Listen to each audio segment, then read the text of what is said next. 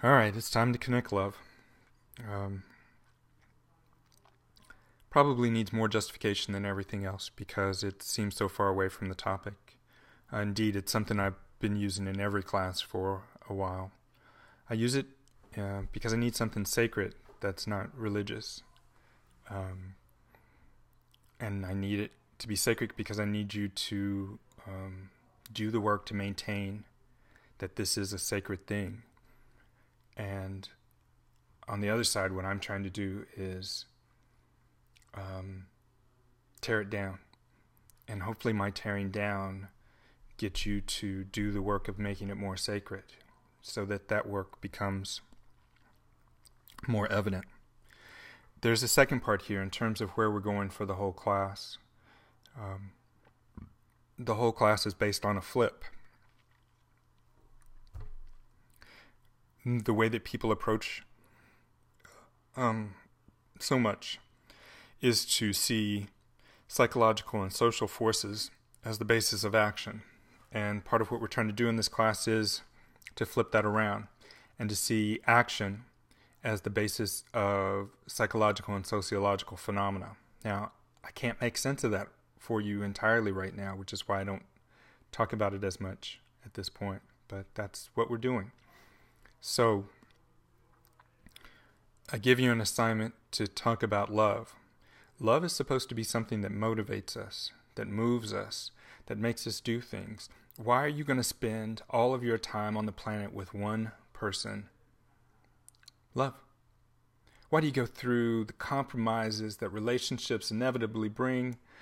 Love. Why would anybody have children? To bring up a child in the Bay Area is something like $250,000 if you're going to do it properly. That's a lot of money, not to mention the pain. I mean, have you seen what women go through? How do you convince women to go through that once, twice? Good Lord. Don't you think moms would be screaming at their daughters? Do not do this. It will change your body forever. There are good reasons not to do it. Why would you? Well, it's love. Love makes us do a lot of things. I'm going to say love is a God term, in that we talk about it as though it moves us. But when you look at it, it goes away. It's magic for the Azandi in so many ways. And you'll see, if you go back and carefully read what you wrote about it, that love is magic. All right, so let's look at it. And again, I'll be a little bit harsh, and I'm just trying to bring these things into sharp relief. If you look at Stephanie's first one, which actually doesn't do the part of the assignment that says, and then tell them that that's not enough. Tell them it's not adequate. She never does that. By the way, there's a lot of you that don't do that part of it at all. I'm saying it's hard to bring yourself to do that because you're questioning something that's sacred and unquestionable, and you're not supposed to touch it and play with it in these ways. Now, I would say that's a way of maintaining its strength, maintaining the coherence of the belief. It's important that you don't question it. In fact, that you see it as unquestionable somehow makes it all the more beautiful. And later on, you'll see all the more real. We'll look at Hillary, who had some really great work. And sad she's inactive now. If you look at her transcript, she's the second one on. Dad says she does do it. She does ask, sort of. Well, actually pretty well. And he says, I don't have to justify my emotions to you. Love is not an emotion that can be explained with words. First off, really? Really? No words for love. It's inexplicable.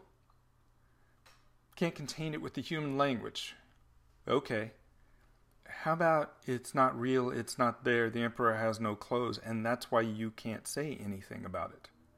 Because you don't actually know. How about that? Wouldn't there be as much evidence for that? In any case, look at the work. I don't have to justify my emotions to you. Are you kidding? Are you kidding? How many of us, if I go and pick up my kids from preschool and I look like this, people come up and say, what's wrong? You justify your emotions all the time. You work retail? You want to go up to somebody and go, Can I help you? No. You have to be... of course you have to justify your emotions. I think that's my dog wanting to go on a walk. But then she says, you mean that although language is symbolic, there's no way of symbolically defining love through, like, metaphor or something. Wow, reading into it much? But in any case, she goes about the work of explaining it.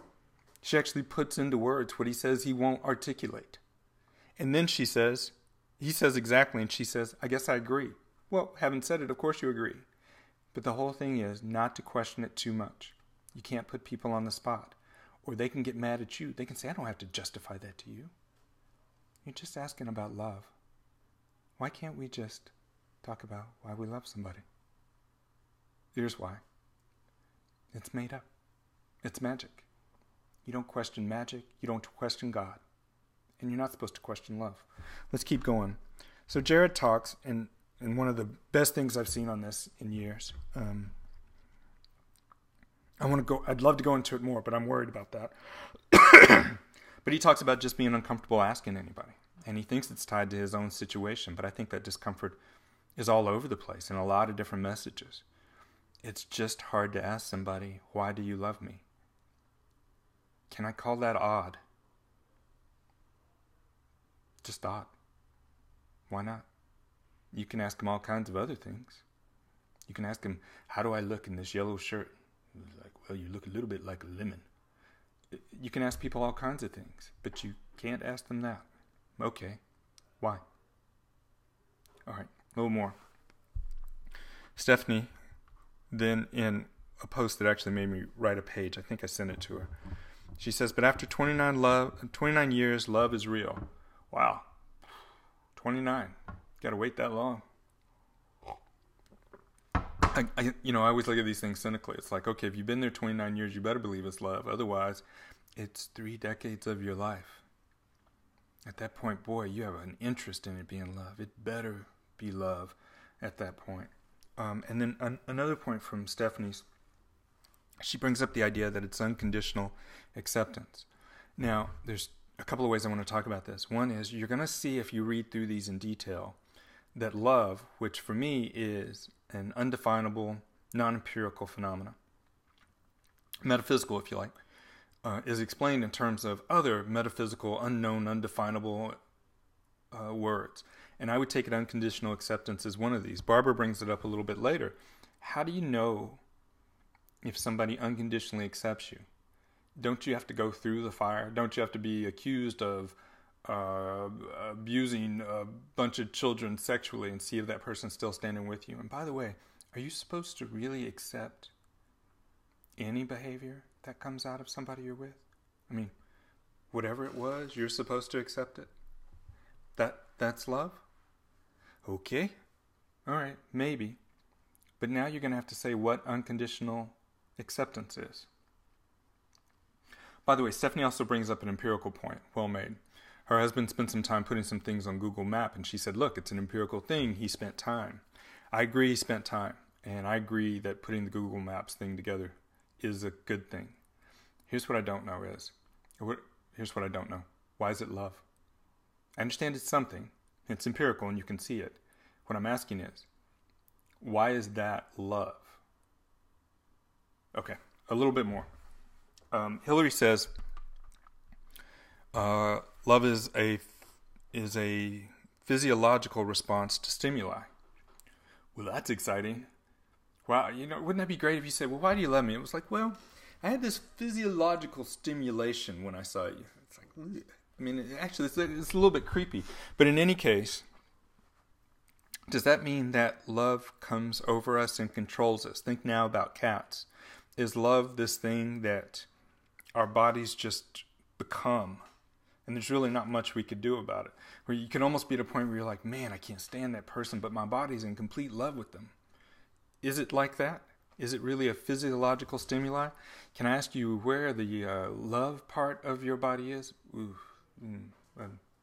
Take that out. I'll edit that later. Down to Barbara's now.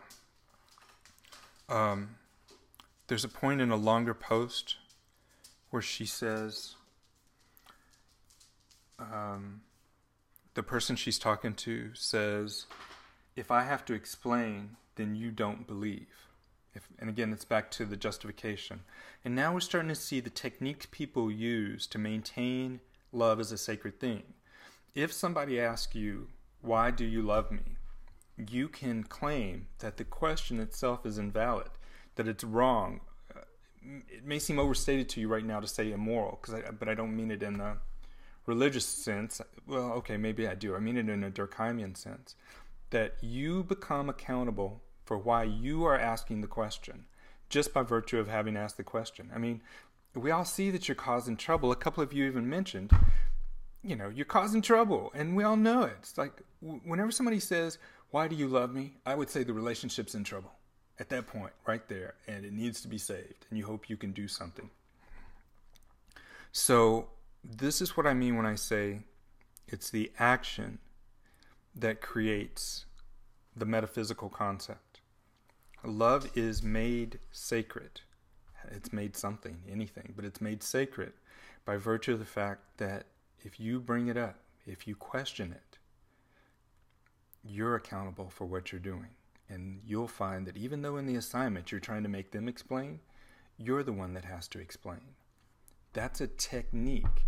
That's actual empirical work that we can see, that people do all over the place. So I've been doing this for years.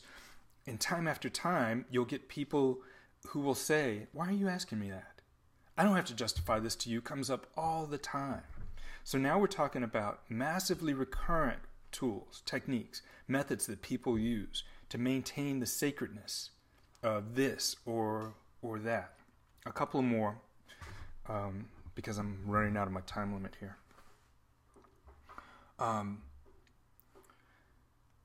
Douglas actually doesn't say love. He only says like, which is really nice. Lisa says maybe it's a drive. That love is maybe a drive. And again, now you need a drive. Is there somewhere inside you that these drives exist?